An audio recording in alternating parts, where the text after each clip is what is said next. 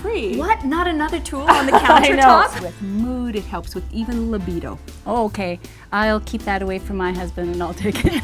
Okay. I'm headed to the showers and I don't even have to take care of the towels. You take care of it. It's finally arrived. And we get a lot of people walking through and, do you have this?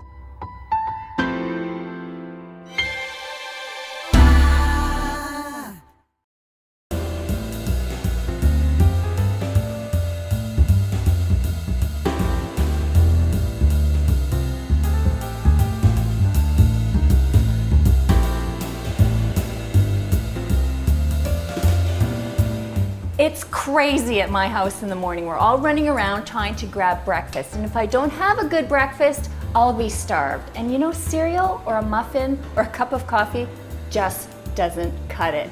Good thing we have Julie here to the rescue. Julie Van Rosendal. She is the author of Spilling the Beans. That's right. And you're telling me we can actually have beans for breakfast. For breakfast, I know. It doesn't sound that appetizing, and a lot of people don't consider beans as a source of protein and fiber in their breakfast. And that's what everybody wants, right? Those two things, protein and fiber. And beans, because they're so benign in flavor, they're very neutral, they don't have a strong taste, they can just sort of blend right in, and you can sneak them into pancakes, into muffins, into waffles, into scones, and you won't be able to tell that they're there. Okay, I like the word sneak. It's not always about being sneaky, but sometimes, you know, when it's beans, you don't want to present your family with, have some bean pancakes or a bean scone. They're not gonna, you know, be as receptive to it. They may not. They may be, but you never know. They won't be. So there are two ways to do this. The great thing about pulses in general, whether they're chickpeas or black beans or kidney beans or lentils, they're a huge prairie crop. A lot of people don't realize that most of the lentils are grown in Saskatchewan. So they're the biggest exporter of lentils in the world. Not from India? And I know people think that they're exotic ingredients, and they're really big Canadian crop. So it's great to be able to support our local farmers.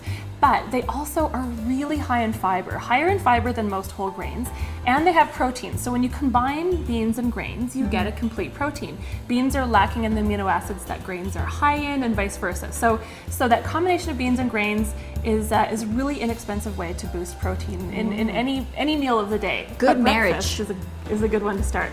Okay, so there are two ways that I bake with beans and make them, you know, incorporate them into breakfast. The first is using white beans. These are white kidney beans. Sometimes they're called cannellini beans. People get confused when they see cannellini beans in a recipe because in Canada we more often call them white kidney beans.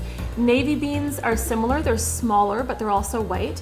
And if you get them in a can, there's no shame in canned beans. They're so inexpensive. It's like $1. I know. That's 2 cups of beans. And when they're canned, they're really, really soft. So you can puree them in a food processor until they're nice and smooth. You can pour them into pancake batter, pour them into muffin batter. A lot of people use applesauce, you know, as a puree to sort of replace some of the fat. Just use some pureed beans, and they just sneak right in there, and they add bulk and lots of good nutrition. Also makes it a little bit creamy tasting, I think. Yeah, they are quite creamy when you puree them. They're sort of creamy and starchy. Put them in the food processor with some of the other ingredients from your recipe. So the egg, you know, if there's milk in your recipe, even sugar will help it puree really, really smooth, so you don't get a nasty bean in your breakfast. So these are red lentils. Now the good thing about lentils that a lot of people don't realize is that you don't have to soak them first. You can just boil them. These, I know, I see your mouth hanging open there.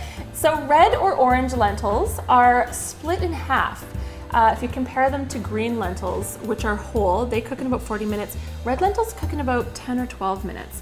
So I have a friend who actually adds a spoonful of red lentils to her old-fashioned oatmeal and cooks it together, and you can't even tell that they're Very there. nice. When they're boiled on their own, they sort of turn yellow, and they resemble oatmeal. I swear, if you put them into cookies or in muffins or scones, which is what we're gonna do this morning, or today, you can't tell that it's not oatmeal in there, that it's actually lentils. Okay, so you just poured in a cup of flour? So 1.5 cups of flour. You could really incorporate this into any scone recipe.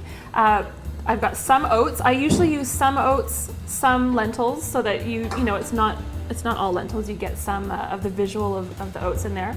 Some brown sugar, about 1/4 cup. little pinch of salt. And I'm gonna use some oat bran as well. This is from Highwood Crossing, which is out in Alderside. And oat bran is just a great way to sort of add a nice nuttiness to your biscuits or your scones or your pancakes or really whatever. And Another local product. Yeah, and the oatmeal as well from Highwood Crossing, which is great. Get rid of the lumps of brown sugar, and we need a little bit of baking soda and baking powder. Baking soda because I'm using buttermilk, and baking powder just to sort of give them some lift. So 2 teaspoons of baking powder and a half of baking soda, pardon my reach. I also have some barley flour here, which I often use. Barley is another great Alberta product that people tend to not know what to use beyond soup. So sometimes I'll use half barley flour. Again, it boosts the fiber. It's a little bit lower in gluten, so you do need some wheat flour to sort of hold them together. And then what I'm gonna do is grate in my butter. Huh? Okay. Have you seen this before? So I don't have to melt it in the microwave, end up with a soupy mess. No. Grate it. If it's nice and cold, this is a great way of Quickly pulling it out of the fridge. Well, you know when you have to cut in your butter into pastry or biscuits or anything that requires you to just cut it into bits. Oops, that was a little bit more than I need, but see? So then you grate it first and then add it, and it's easier to sort of toss in. It's getting a little bit soft under these lights, but you get the idea. So you can freeze your butter, Like that. or just chill it and then okay. grate it. Yeah, one little trick. So I'll mix that in, and then once that's all incorporated, can I use my hands? Can I? Yes, That's please okay? do. Awesome.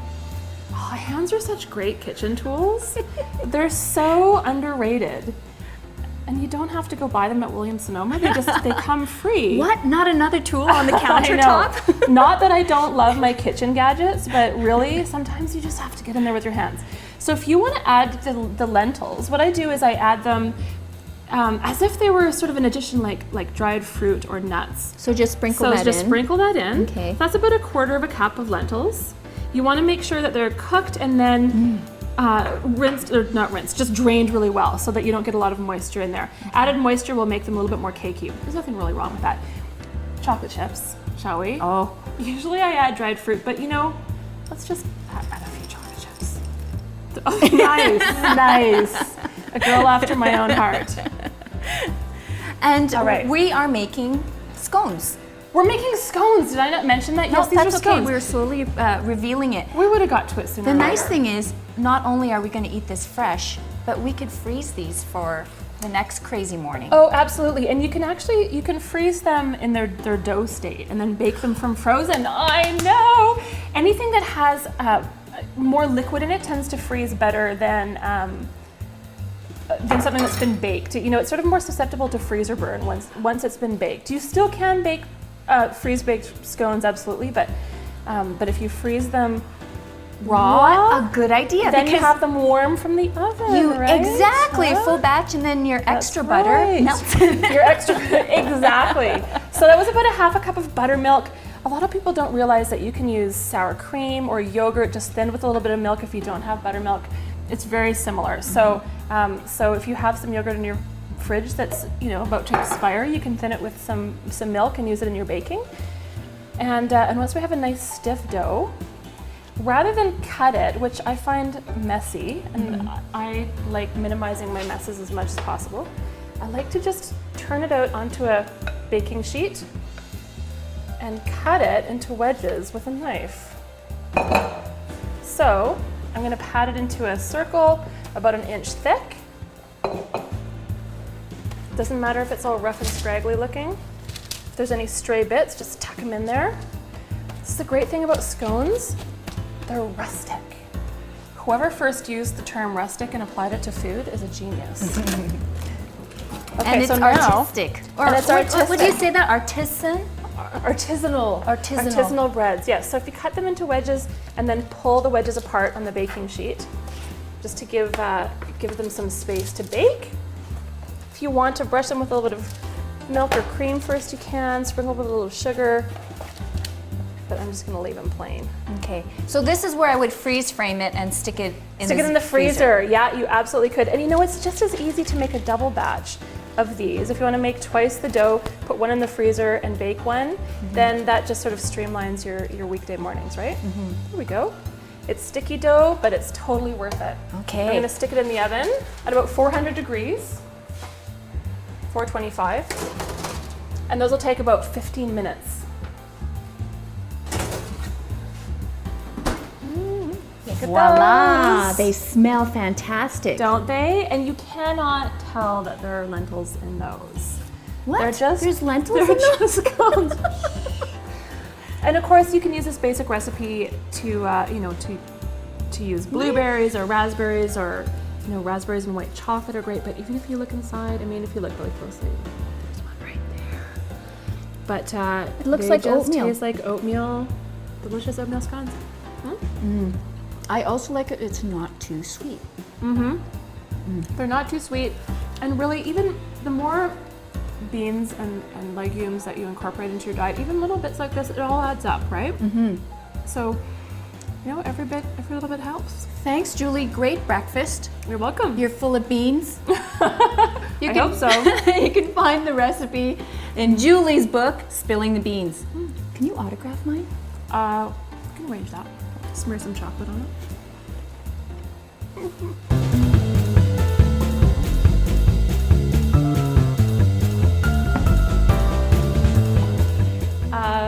Beans are one of those foods that everyone is familiar with, and yet no one seems to know what to do with them. Especially a dried bean. People are so intimidated by the soaking process. We have all these fancy kitchen gadgets, and we watch food TV, and we have cooking magazines, and yet soaking a bean is like way too much to handle. So beans, being a really big Canadian crop, I wanted to, bring beans back to the masses, give people ideas of what to do with them. They're so good for us, and they're so inexpensive. And I think it's important for everyone to have a basic knowledge of something that's so convenient, so accessible, so inexpensive, and so good for us, and so good for the earth as well.